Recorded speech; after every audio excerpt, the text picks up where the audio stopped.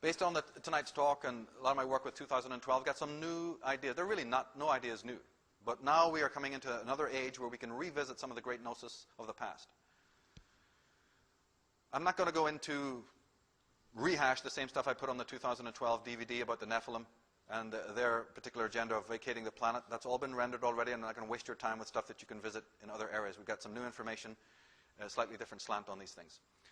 In the divination reading, and there's a very short one, there's hardly any predictions for after 2012, but the one that exists is about the sun, Ahu, the light from which we emerge, and the light to which we will return.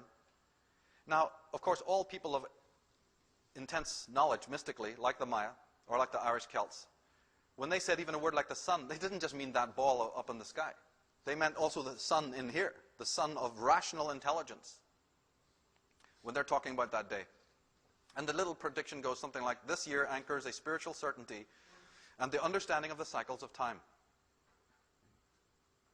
So they're talking about time is going to be key. Well, of course, we know that the sun is important because the sun is crossing galactic center at that particular junction. On 21st of December 2012, the sun will be, in conjunction with galactic center. So the sun is important. And cycles of time, which preoccupied the Maya, will be important. And cycles of time have always been important. We have the famous 12 signs of the zodiac. And what we need to realize, without going into all the astrological information that I deal with in other areas, in the DVDs and so on, in the great cycle of the zodiac, those 12 signs, we are here. Now the sun takes 2,160 years just to go through one sign of the zodiac. And it takes about 25,920 years to go through the whole lot, which is called the Platonic cycle. But we are now, in that time clock, very late in the sign of Pisces, almost approaching the age of Aquarius. And people have different dates for that. Some people say it's only 150 years off. Others say, no, it's more like 700. You know, when you're talking about thousands and thousands of years, that's a minute. That's a very, very, very small amount of time. So it really doesn't matter. Ultimately, we are on the cusp of a change and the move into what they call the new age. We're going to talk a little bit about that.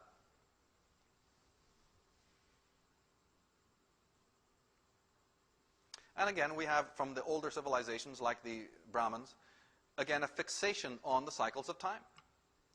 And I'm a bit dubious about the endless expanse of time that they associate in their calendar. I think it's not wholly accurate. But the idea, again, just briefly, is that they also believe in great cycles. They understood that civilization are born, they come to their peak, and then they collapse, they dissolve. Other people more recently are talking about the photonic action is something that's tying into 2012. And I cover that in the DVD because it's very interesting.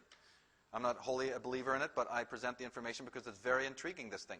That they're saying, yes, and in a very long cycle, in one of the great orbits that we have, of about 23,000 years, for 2,000 years, and it happens twice, the whole of our solar system passes through a belt of photonic action. Now, photons are the highest form of light that we know. And we'll talk about photons a little bit later in the connection to consciousness again. And they say that that is like a spring clean time. And we better be prepared because we may be heading for another one of those. That's intriguing. And that, wait a minute, we're not only having civilizations which rise and fall, but we also have that they go through cleansing cycles. Whole solar systems can go through cleansing cycles. But then the philosophers have always said it. Plato, Vico, they've all contemplated. Oswald Spengler, all the historians know or have philosophized or theorized that there is this cycle of time. The chaos, theocracy, aristocracy, democracy. The Brahmins often talk about the god Brahma, who is the ruler of the creation, the Atman. And they say that one of these enormous cycles, like their most lengthy cycle of billions and billions of years, they say is like a blinking of the eye of Brahma. It's nothing more than a day and a night in the life of the creator God. That's how they figure it. But of course, you can't talk about 2012 without the whole idea of prophecy and prediction. If you, in fact, buy into the idea that it was a prediction in the first place. The Maya talking about that at a certain date, around 1999, that will be the beginning of a 13-year countdown to the year 2012. And they said that is when history is going to end. That sounds like a prediction. I look at it as no more of a prediction than a master chef who's preparing a dinner and then he tells you what it's going to be. He knows he's making a souffle. There's no more prediction than that.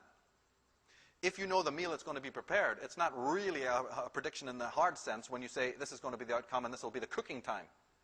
Well, these guys studied astronomy. They had 22 zodiacs, and 22 calendars, the Maya. They were highly sophisticated.